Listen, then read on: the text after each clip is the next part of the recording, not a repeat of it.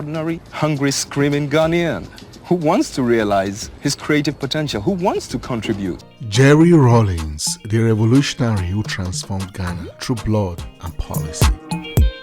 Jerry John Rawlings was a Ghanaian statesman and military leader who transformed the political landscape of Ghana. He was a charismatic leader who was known for his passion for social justice and his commitment to democracy.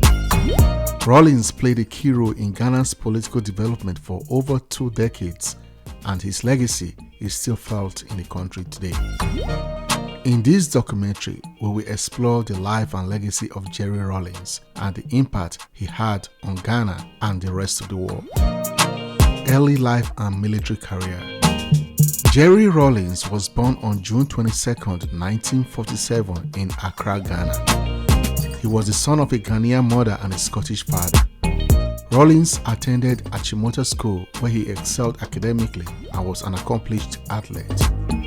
Achimota was formally opened in 1927 by Sir Frederick Gogisberg, the then governor of the British Gold Coast colony, now Ghana. Achimota, modeled on the British public school system, was the first mixed gender school to be established on the Gold Coast. It was the school attended by the children of the elite who became leaders of the country. After graduating from Achimota, Rawlings joined the Ghanaian Air Force, where he received his military training. He quickly rose through the ranks and became a flight lieutenant. The 1979 coup.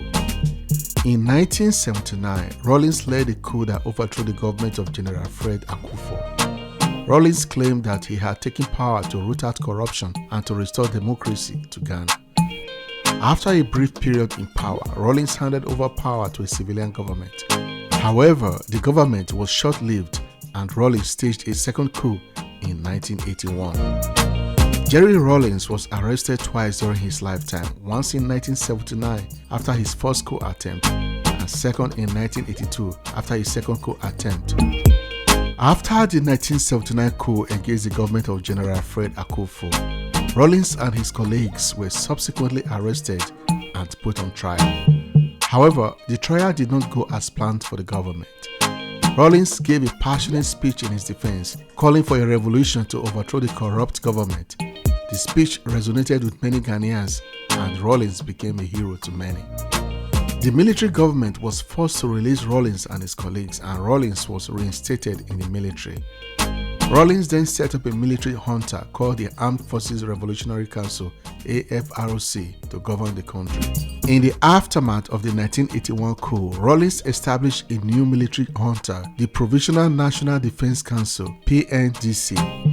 Rawlings led Ghana under this system until 1992 when he oversaw the introduction of multi-party democracy. However, in 1982, Rawlings' government faced mutiny by some members of the military. Rawlings accused the mutineers of attempting to overthrow his government and had them arrested.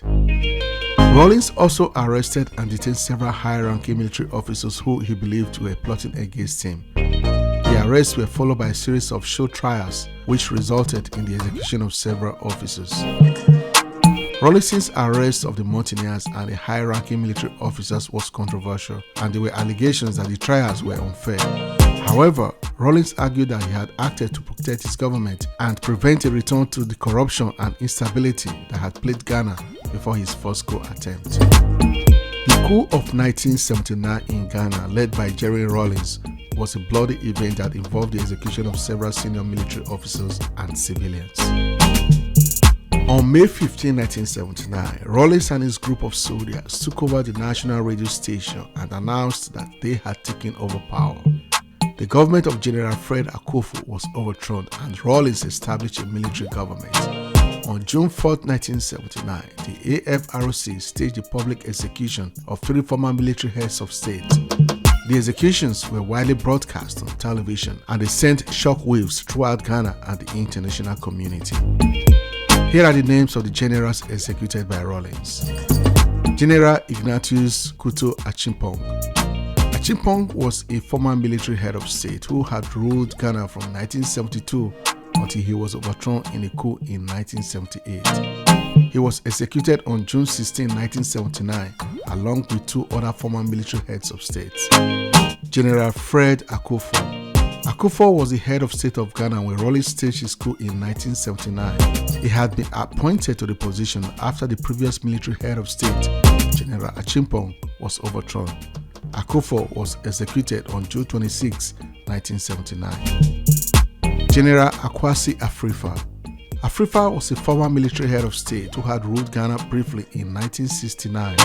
He was executed on June 26, 1979, along with General Akufo. The exact number of people who were executed during Rawlings' coup is unknown, but estimates range from several dozens to several hundreds. In addition to the executions, Rawlings and his government implemented a number of measures to root out corruption and to promote social justice. They seized the assets of corrupt officials and businessmen, and they implemented policies to improve access to education and health care. However, Rawlings' rule was also marked by human rights abuses and a lack of democratic freedoms.